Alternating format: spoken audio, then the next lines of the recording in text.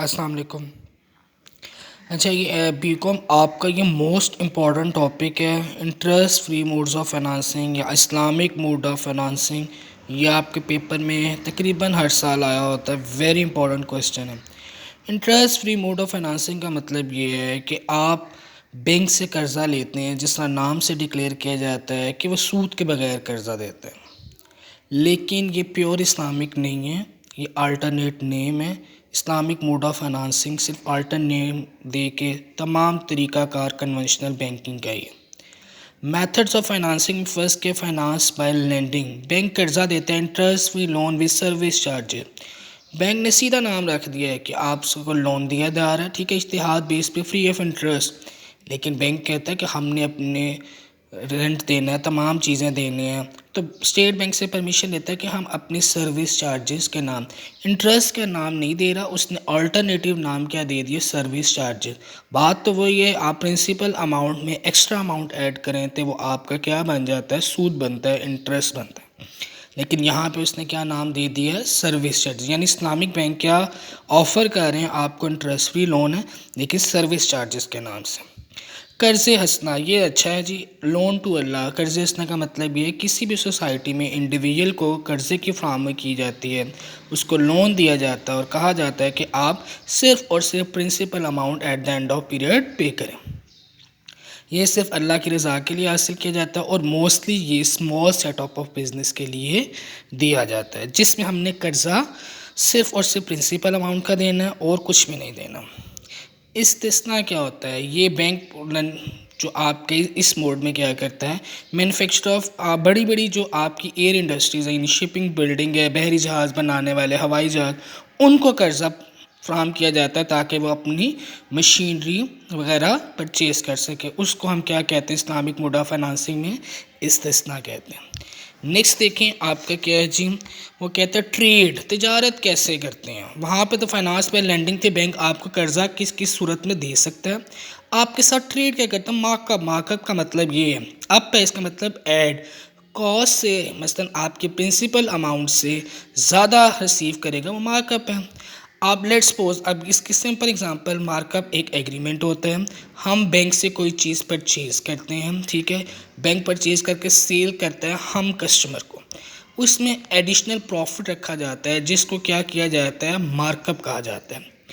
हमने let's suppose आप गाड़ी किस्तों पे लेते हैं, कुछ भी चीज़ लेते हैं, 5 लाख की चीज़ होती है, आप 7 लाख पे कर रहे होते हैं बैंक को, लेकिन on periodic basis, instalment basis हर माह आप किस्त जमा करवाते हैं, जिसमें क्या होता है, आपकी प्राइसेस प्लस आपकी इंटरेस्ट या प्रॉफिट मार्जिन कहने ऐड होता है।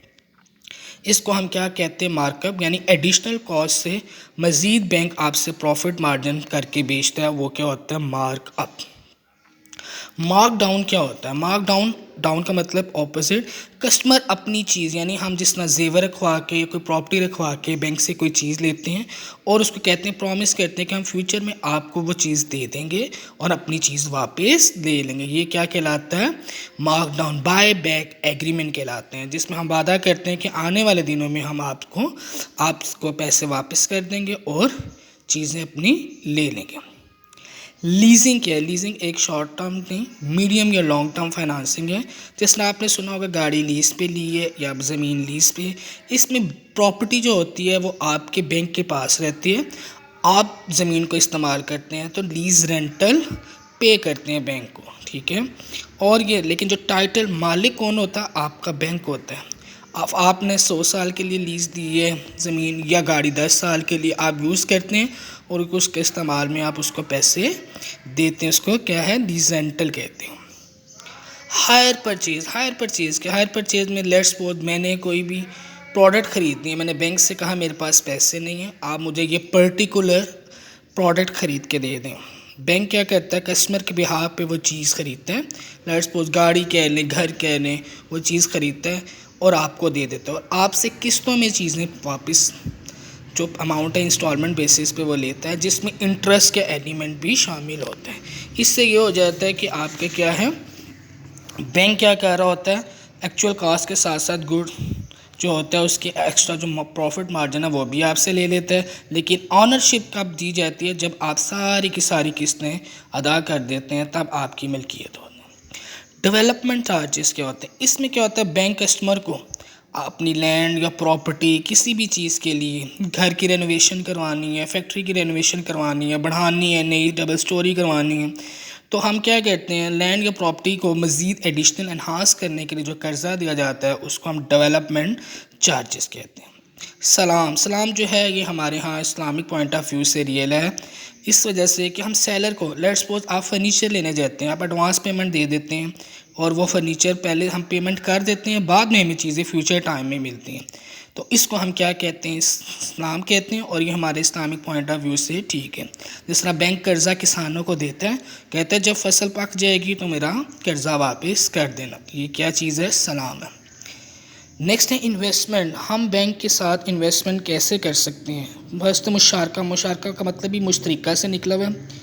बैंक और एक क्लाइंट या मैं और बैंक दोनों मिलके हम फैसला करते हैं कि हम अपने अपने पैसे मिलाते हैं, कोई नया कारोबार करते हैं स्पेसिफिक टाइम ऑफ पीरियड के लिए। बैंक सारी की सारी ट्रांजैक्शन देता है, कारोबार चलेगा नहीं चलेगा। जो दोनों हम एग्रीमेंट मिल के कर रहे हैं, पैसा मिला के कारोबार करते हैं, उसको हम मुशारका कहते हैं। जो प्रॉफिट एंड लॉस है वो भी डिस्ट्रीब्यूट अकॉर्डिंग टू रेशो किया जाता है, जितना हम डिसाइड कर लेते हैं। अब मुदारबा क्या है? मुदारबा का मतलब ये है, एक पार्टी पैसा लगाती है, दूसरी पार्टी अपनी स्किल या नॉलेज को इस्तेमाल। लेट्स सपोज एक बिजनेसमैन है, उसके पास, जो कोई भी अकाउंटेंट है उसके पास पैसे नहीं है, बैंक के पास पैसे है, बैंक अपना पैसा दे रहा है और दूसरी पार्टी अपनी सुपरविजन दे रही है, अपनी नॉलेज दे रही है, तो दोनों मिलकर जो कारोबार करते हैं उसको हम मुदारबा कहते हैं। मुदारबा हमेशा रजिस्टर्ड होना चाहिए। प्रॉफिट क्या होगा? जो एग्रीड रेशियो होगी।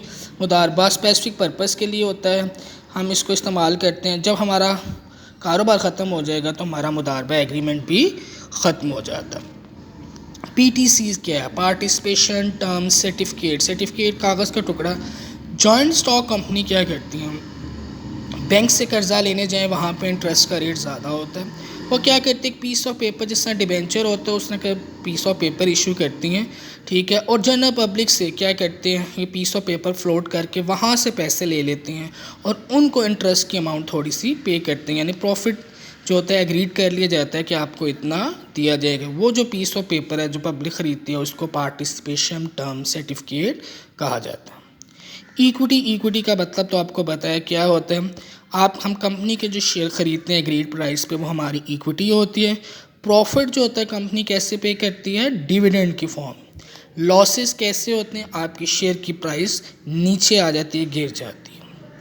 लास्ट है जी रेंट शेयरिंग। रेंट शेयरिंग तो आपको पता है कि आपको बैंक कर्जा देता है, आपने कोई भी कंस्ट्रक्शन ऑफ हाउसेस करना हो या परचेज करना हो, उसको हम रेंट शेयरिंग कहते हैं। बैंक क्या कहता है, बैंक आपको फंड कंट्रीब्यूट करता है या आपके हाउस को परचेज करता है या कंस्ट्रक्शन में मदद करता है।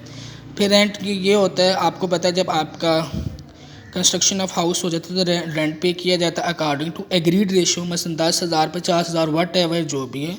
और हमेशा जो हम जो प्रॉपर्टी या कंस्ट्रक्शन करते हैं उसके ऊपर जो अर्निंग आती है वो हमारी रेंटल इनकम होती है। हमने रेंट कितना लेना, हर 3 साल के बाद रिवाइज किया जाता है। मोस्ट इंपॉर्टेंट क्वेश्चन है, ये आपने भी याद करना है लाजमी।